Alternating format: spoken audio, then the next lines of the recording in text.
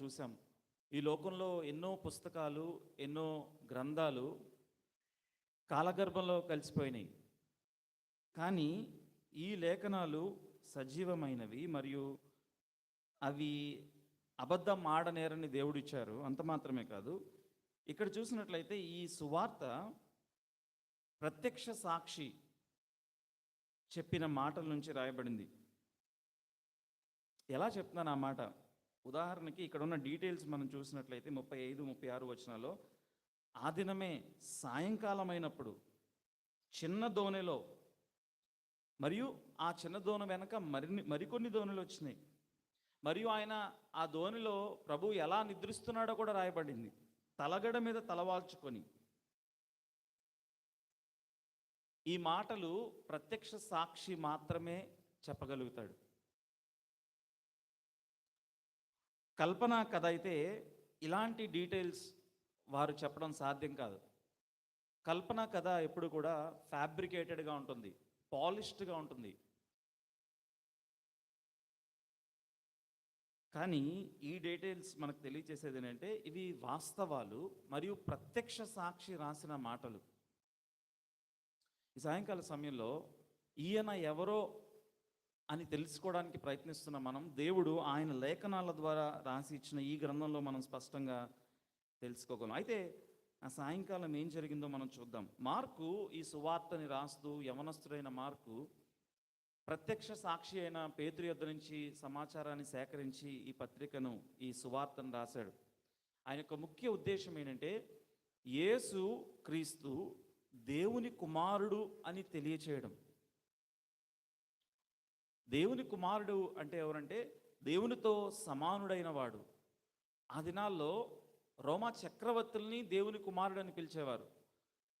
లేకపోతే గ్రీకులైన వారి దేవతలను దేవుని కుమారులని పిలిచేవారు. కానీ బైబిల్ స్పష్టంగా తెలియజేస్తుంది ఏంటంటే దేవుని కుమారుడు యేసుక్రీస్తు ప్రభువారు. మార్కు సువార్త ఈ యొక్క మాటతోనే ప్రారంభమవుతుంది. యేసుక్రీస్తు దేవుని కుమారుడని తెలియచేయడమే మార్కు యొక్క ముఖ్య ఉద్దేశం. అయితే ఈ ముందు అధ్యాయంలో చూసినట్లయితే యేసు దేవుని కుమారుడని ఎవ్వరూ గ్రహించలేదు. ఎవరు చెప్పారో తెలుసా? దయ్యాలు, అపవిత్రాత్మ పట్టినవారు ఈయన దేవుని కుమారుడని గడగడలాడుచు వణుకుచూ వెళ్ళిపోయాను మొదటి అధ్యాయంలో. మరియు 3వ అధ్యాయంలో, లేకపోతే మొదటి అధ్యాయంలోనే దేవుడు సాక్ష్యం ఇచ్చాడు, ఈయన నా ప్రియ కుమారుడు, ఈయన యందు నేను ఆనందించుచున్నానని. ఇప్పటి వరకు కూడా ఆ మాటకు వస్తే మార్కు సువార్త అంతటిలో ఏ ఒక్క మానవుడు కూడా ఈయన దేవుని కుమారుడని గ్రహించలేదు. కారణము, ఆయన సశరీరుడుగా వచ్చాడు, మానవ శరీరాన్ని ధరించి వచ్చాడు. ఈయన దేవుని కుమారుడు ఎలా అవుతాడు? ఈయనకి రాజ్యం కూడా లేదు. ఈయన వడ్రంగి కుమారుడు కాడా? 6వ అధ్యాయంలో కొంతమంది ఏమంటారంటే ఆయన స్వగ్రామం వారు ఆయన హేళన చేసి, ఈయన వడ్రంగి కుమారుడు కాడా, ఈయన దేవుని కుమారుడు ఎలా అవుతాడు? కానీ యేసుక్రీస్తు ప్రభువారు ఆయనకు తెలుసు ఆయన ఎవరో.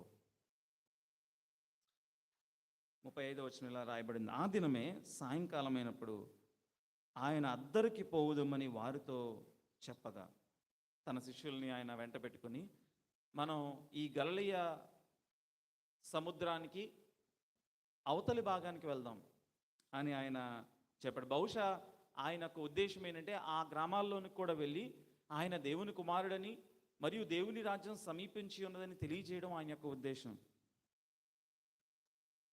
వారు అక్కడున్న జనులందరినీ పంపివేసి 4వ అధ్యాయంలో యేసుక్రీస్తు ప్రభువారు అనేక మందికి అనేక మాటలు, ఉపమానాల ద్వారా, చిన్న చిన్న కథల ద్వారా ఆయన దేవుని రాజ్యం గురించి ప్రకటించారు.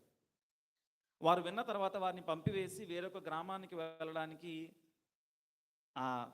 ఒక చిన్న దోణిలో తీసుకొని పోయారు. అయితే అక్కడున్న ప్రజలు కొంతమంది కొన్ని దోణలు తీసుకుని ఆయన వెంట వెళ్ళారంట. 37వ వచనం. అప్పుడు పెద్ద తుఫాను రేగి ఆయన ఉన్న దోణి మీద అలలు కొట్టినందున